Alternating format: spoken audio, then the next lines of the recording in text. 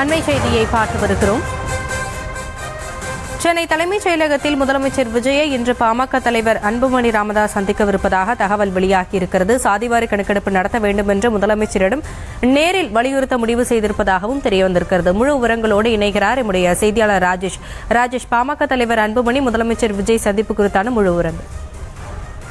ஹாசினி வணக்கம். பாமக தலைவர் அன்புமணி தமிழக முதலமைச்சர் விஜயை தலைமைச் செயலகத்தில் இன்று காலை 10 மணி அளவில் சந்திக்க இருக்கின்றார்.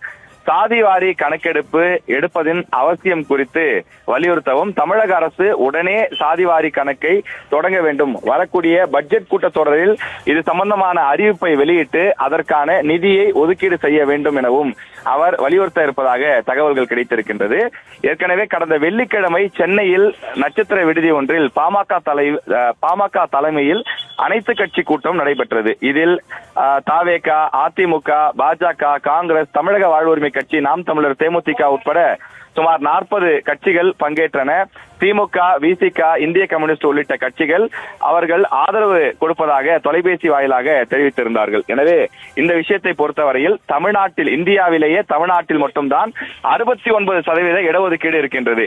எனவே ஒரு மாநிலத்தில் மட்டும் அதிகமான இடஒதுக்கீடு ஏன் என்ற அந்த குற்றச்சாட்டுகள் தொடர்ந்து நீதிமன்றத்திலே வழக்குகள் நிலுவையிலே இருக்கக்கூடிய நிலையில் அந்த வழக்கு எப்போது வேண்டுமானாலும் விசாரணைக்கு வரலாம் என்ற நிலை இருப்பதாகவும், உச்சநீதிமன்றத்தில் இந்த 69% இடஒதுக்கீடு சம்பந்தமான வழக்கு விசாரணைக்கு வரும்போது அது தமிழ்நாட்டின் இடஒதுக்கீட்டிற்கு பெரிய ஆபத்தாக முடியும். எனவே அந்த நேரத்தில் சாதி வாரி கணக்கெடுப்பு நடத்தி உரிய தரவுகள் இருந்தால் அந்த தரவுகளை காரணம் காட்டி நாம் இந்த இடஒதுக்கீட்டை பாதுகாக்கலாம் என்றும் அனைத்து கட்சி கூட்டத்தில் முடிவு செய்யப்பட்டது. எனவே தமிழக முதலமைச்சர் விஜய் அவர்கள் உடனே சாதிவாரி கணக்கெடுப்பை நடத்த வேண்டும், அதற்கான அறிவிப்பை அவர் விரைவாக வெளியிட வேண்டும் என அனைத்து கட்சி கூட்டத்தில் நிறைவேற்றப்பட்ட தீர்மானத்தின் நகலோடு அன்புமணி இன்று முதலமைச்சரை சந்திக்கின்றார். தலைமைச் செயலகத்தில் சந்தித்து இதற்கான அந்த வலியுறுத்தலை அவர் கொடுப்பார் என்றும் தெரிவிக்கப்பட்டிருக்கின்றது. ஏற்கனவே இது சம்பந்தமாக தொடர்ந்து பாட்டாளி மக்கள் கட்சி போராட்டங்கள், ஆர்ப்பாட்டங்கள் நடத்தி வந்தாலும் சமீபத்தில் நடத்திய அனைத்து கட்சி கூட்டம் முக்கியத்துவம் வாய்ந்ததாகவும் அதன் தொடர்ச்சியாக இந்த தீர்மானம் முதலமைச்சரிடம் வழங்கப்பட இருக்கிறது. விவரங்களுக்கு நன்றி ராஜேஷ்.